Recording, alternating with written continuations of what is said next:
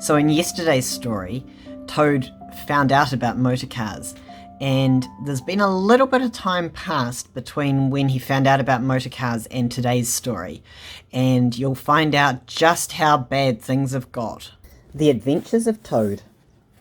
Early one summer morning, as Rat and his friend Mole were finishing their breakfast, there was a loud knock on the door of Rat's riverside home.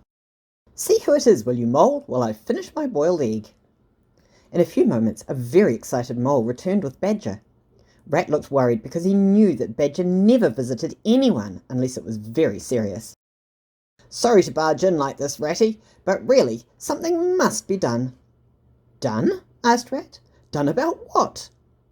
"Why, that silly-ass Toad, of course. At this very moment, yet another expensive motor car is being delivered to Toad Hall. He's a public menace, roaring around the countryside, terrorising the neighbourhood. He's already spent 6 weeks in hospital, you know, having smashed up several cars. We must do something or he'll be in serious trouble with the police. Unless he kills himself first, of course." "But what can we do?" asked Rat. "You know what he's like.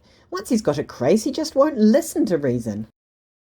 "Well, I suggest we take him in hand. I've decided we must do something today." "Hooray!" shouted Mole. "We'll teach him a lesson he'll never forget." "Well said, Mole. We'll rescue the poor animal from his own stupidity. He'll be the best behaved Toad there ever was." So Badger, Mole and Rat set off for Toad Hall. When they got there, they saw a brand new shiny motor car parked outside the front door. It looked very powerful, very expensive, and was painted bright red, Toad's favourite colour. Then they saw Toad swaggering down the steps. He was dressed in an enormous overcoat, a pair of goggles, a large check cap, and a huge pair of leather gloves. "Hello!" shouted Toad cheerfully. "You're just in time to come for a spin in my new motor. Hop in!" Without a word, Badger strode up the steps and beckoned to the others. "Take him inside," he said sternly. Then turning to Toad, he said, "Your driving days are over, Toad." And before the astonished Toad could say anything, Mole and Rat grabbed him by the scruff of his neck and bundled him, shouting and screaming, into the house. "Now then," said Badger to Toad, "you can take off those ridiculous clothes." "Shan't! How dare you speak to me like that? What is the meaning of this? I demand an explanation." "Right then," said Badger.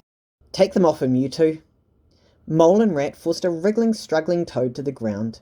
Rat sat on him, while Mole took off his motoring clothes piece by piece, and then stood him on his legs again. "You knew it would come to this sooner or later, Toad," said Badger, pushing Toad into the study. "I'm going to give you a good talking to." And with that, he disappeared with Toad into the study. "What's the use of talking to Toad?" asked Rat. "He'll say anything, and as soon as we've gone, go back to his old ways. What he needs is a good thrashing." An hour later, a very dejected and sorrowful Toad was brought in by Badger.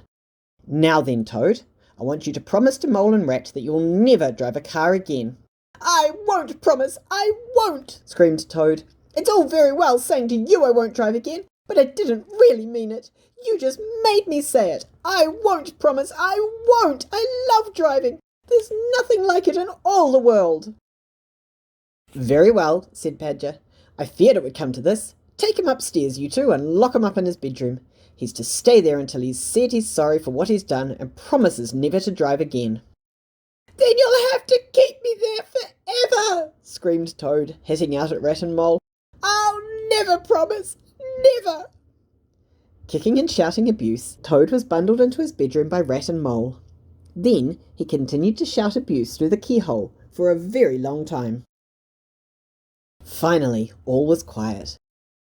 "We shall have to take turns to guard him," said Badger. "He's obviously mad and can't be trusted for a moment." So each animal took it in turns to guard Toad's room night and day. At first, Toad was very difficult, but gradually he quieted down and amused himself by setting up 4 chairs in his room to resemble a motor car. Sitting in a front seat and with a fixed look in his eyes, he would utter strange noises resembling those of a car. Then, growing more and more excited and making louder and louder sounds, he would turn a complete somersault and lie on the floor on top of the upturned chairs, with a deep look of satisfaction on his face. But as time passed, Toad lost interest even in this and grew restless and bored. Then one morning, when Mole and Badger were out walking, he called out to Ratty in a feeble voice, "Run down to the village, will you, Ratty, and fetch the doctor? I really do not think there's much a doctor can do, but one can only hope."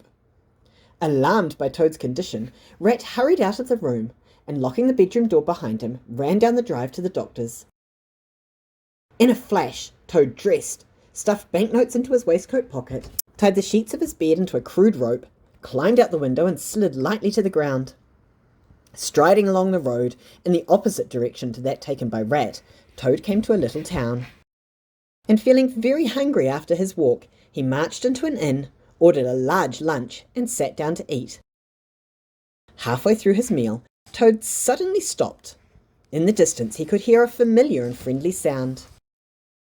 The sound grew louder and louder until with a loud poop poop, a splendid car swept into the inn-yard.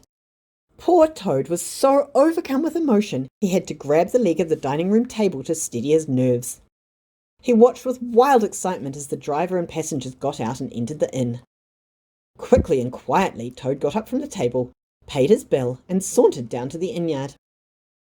"There can't be any harm," he said to himself, "in my just looking at it."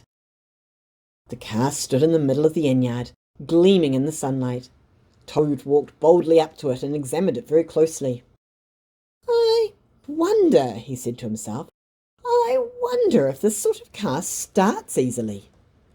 The next moment, hardly knowing what he was doing, Toad got hold of the starting handle, gave it a brisk turn, then, as if in a dream, found himself in the driver's seat. With a great roar, he swung the car out through the yard and sped off down the high street in a cloud of dust. He was last seen hurtling into the countryside, singing at the top of his voice. But Toad's joy was short-lived. His next appearance was in a courtroom charged with stealing a car, reckless driving, and being very rude to a fat, rosy-cheeked policeman. "Prisoner," said the judge sternly, "pull yourself together and try to stand up straight. You are a hardened ruffian and a rogue. The only difficulty I see in an otherwise clear case is what punishment to give you. Taking into account the gravity of your crimes and your insolent, arrogant manner, 20 years' imprisonment is to my mind lenient." Toad fell to his knees whimpering and begging for mercy. Then he was dragged out of the court handcuffed, bound in chains, and marched through the city streets where jeering crowds pelted him with carrots. Shrieking, praying and protesting, he was led into a huge fortified castle and thrown into the darkest and deepest dungeon of all. "Keep a sharp eye on this one," said the police sergeant to the jailer. "He's a vile criminal of the deepest guilt. Watch him with your life." Flinging himself to the floor, Toad shed bitter tears. "Oh, miserable animal," he sobbed. "This is the end of everything. The end of the popular, the rich and handsome Toad. What is to become of me?"